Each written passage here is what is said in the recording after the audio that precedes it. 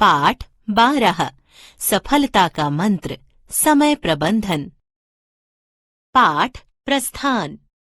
समय अनमोल है। समय का सम्मान करने वाला सफलता का आनंद उठाता है। अपने लक्ष्य को प्राप्त करने के लिए समय का प्रबंधन जरूरी है। प्रस्तुत पाठ में लेखन में समय प्रबंधन से संबंधित कई दिशा निर्देश बताए हैं। आइए जानते हैं सफलता का मंत्र। रात के 9 बज रहे थे।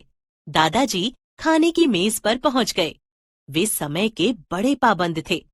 पूरे दिन में उनका हर काम निर्धारित समय के अनुसार ही होता था। उनके घर में रात का खाना हर रोज 9 बजे ही खाया जाता था और परिवार के सभी सदस्य मिलकर एक साथ बैठकर खाते थे।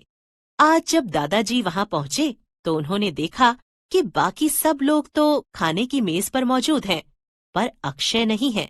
उन्हें बड़ा आश्चर्य हुआ। अक्षय उनका 12 साल का पोता था, जो स्कूल में पढ़ता था। बड़ा ही चुलबुला और शरारती। उसकी वजह से ही पूरे घर में हंसी खुशी का माहौल बना रहता था। हर रोज वह सबसे पहले खाने की मेज पर पहुंच जाता था और फिर भूख लगी है खाना दो, भूख लगी है खाना दो कहता हुआ तब तक शोर मचाता रहता था जब तक सब लोग खाने की मेज पर नहीं आ जाते थे। उसकी इस शरारत पर भी सबको बड़ी हंसी आती थी। दादाजी तो अक्सर हंसकर यह कहा करते थे कि ये अक्षय हमारे खाने की घंटी है।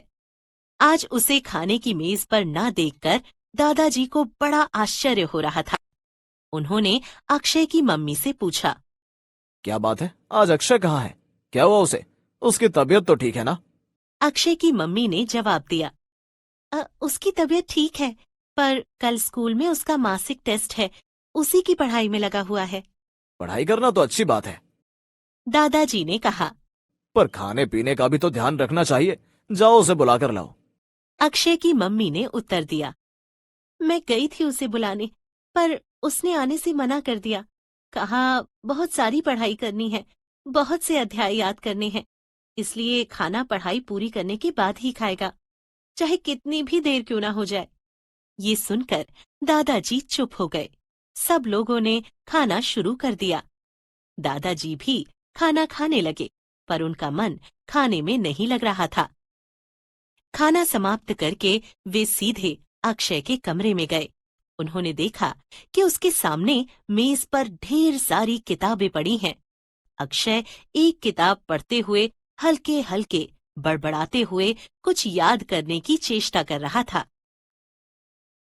वह याद करने में इतना डूबा हुआ था कि उसे दादाजी के आने का भी पता नहीं चला। उसकी पढ़ाई में कोई विघ्न ना पड़े, यह सोचकर दादाजी बिना कुछ बोले वापस चले गए। दूसरे दिन अक्षय जब स्कूल से वापस आया तब दादाजी ड्राइंग रूम में बैठे एक किताब पढ़ रहे थे। उन्होंने देखा कि अक्षय के चेहरे पर उदासी है। अक्षय ने अपना बस्ता एक ओर फेंका और मुंह लटकाए हुए सोफे पर बैठ गया।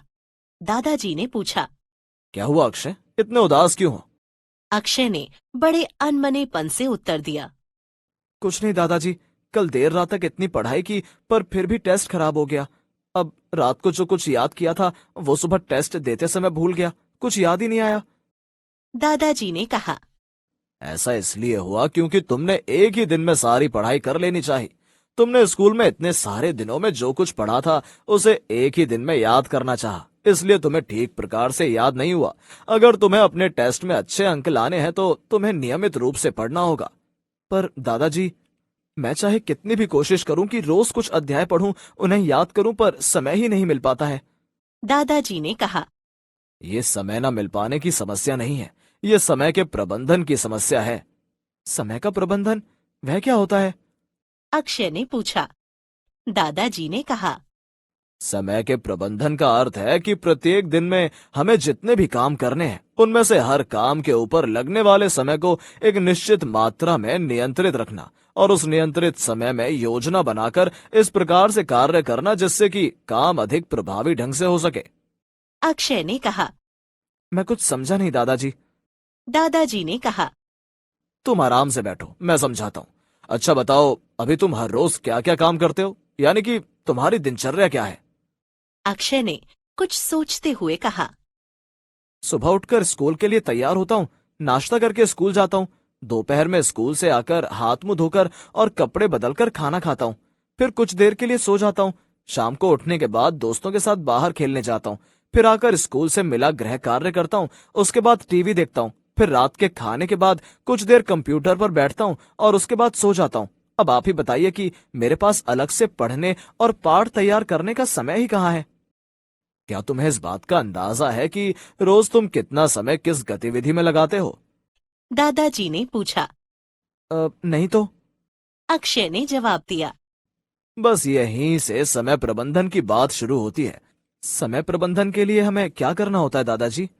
अक्षय ने पूछा। दादाजी ने कहना शुरू किया। अपने समय का सही तरह से उपयोग करने के लिए सबसे पहले ये जरूरी है कि हम अपनी सभी दैनिक गतिविधियों की एक समय सारणी यानी टाइम टेबल तैयार करें। अपनी सभी गतिविधियों या कार्यों, जैसे तुमने अभी बताए थे, उनकी लिखित रूप से एक सूची बनाएं। फिर इस बात का अनुमान लगाएं कि उनमें से प्रत्येक कार्य कम से कम कितने समय में हो सकता है। समय सीमा इस प्रकार निर्धारित की जानी चाहिए कि हमारे सभी दैनिक कामों को उचित समय मिल सके।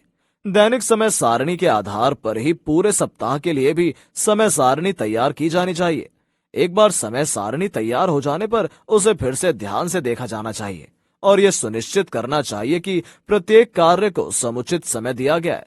ऐसा करते समय पता चलेगा कि रोज हम कितने ही काम ऐसे करते हैं जिन पर आवश्यकता से अधिक समय व्यय करते हैं और इस कारण से कुछ महत्वपूर्ण कार्य बिना किए रह जाते हैं। इसी वजह से यह भी देखना जरूरी है कि अगर हमें बहुत सारे काम करने हैं तो उनमें से कौन कौन से कामों को प्राथमिकता देनी है।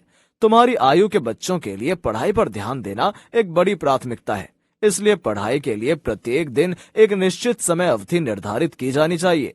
इससे पढ़ाई में नियमितता भी आएगी और परीक्षाओं से ठीक पहले एक साथ बहुत सारे पाठ तैयार करने या याद करने की परेशानी से भी बचा जा सकेगा। वैसे भी अगर हम अपनी रोज की पढ़ाई एक निश्चित समय पर करते हैं तो हम अधिक ध्यान से पढ़ाई कर पाते हैं। यहाँ पर यह भी उल्लेखनीय है कि ऐसा भी देखा गया है कि एक निश्चित समय की भांति ही एक निश्चित स्थान पर बैठकर पढ़ाई करने से पढ़ते समय अधिक एकाग्रता रहती है। जब समय सारणी तैयार हो जाए तो फिर उसके अनुसार अपने दैनिक कार्य करना प्रारंभ करने चाहिए। प्रत्येक दिवस के प्रारंभ में एक नजर इस समय सारणी पर अवश्य डालनी चाहिए ताकि हमारे मस्तिष्क में अपनी पूरी दिनचर्या का खाका तैयार हो जाए। उसके बाद पूरे दिन के कार्यों को उसी समय सारणी के अनुरूप करने की कोशिश करनी चाहिए। जैसे कि यदि तुमने ये तय किया कि खेलने, टीवी देखने या कंप्यूटर के लिए दिन में क्रमशः 1.5 घंटे, 1 घंटा और आधे घंटे का समय दिया जाना है, तो इस समय सीमा का दृढ़ता से पालन करना होगा। ये गतिविधियां भी रोज घड़ी के मुताबिक निर्धारित एक ही समय पर करनी होंगी। सच तो यह है कि समय बहुत मूल्यवान है, इसलिए हमें उसका बहुत सम्मान करना चाहिए। समय का उचित प्रकार से प्रबंधन करने के प्रयासों में शुरू में थोड़ी कठिनाई का अनुभव होता है, किंतु जीवन में मनचाही सफलता पाने के लिए ये एक बहुत ही आवश्यक कदम है। संसार में जितने भी महापुरुष या सफल व्यक्ति हुए हैं, उन सबकी सबसे बड़ी विशिष्टता यही थी कि उन्होंने अपने समय का सही तरीके से उपयोग किया था। दादाजी की बातें सुनकर अक्षय को बड़ा अच्छा लगा। उसे एहसास हुआ कि अगर वह अपने समय का सही ढंग से इस्तेमाल करे तो उसे भी रोज अधिक पढ़ने का अवसर मिल सकता है। इस तरह से उस पर किसी भी परीक्षा या टेस्ट से 1-2 दिन पहले ही सारे पाठ तैयार करने का तनाव भी नहीं रहेगा। उसकी तैयारी अच्छी होगी, जिससे कि परीक्षा में अच्छे अंक मिल सकेंगे। उसने तभी यह निश्चय किया कि अब से वह अपने समय का सही सही उपयोग करेगा। मूल्य, समय का महत्व, बड़ों का सम्मान, ईमानदारी, कड़ी मेहनत,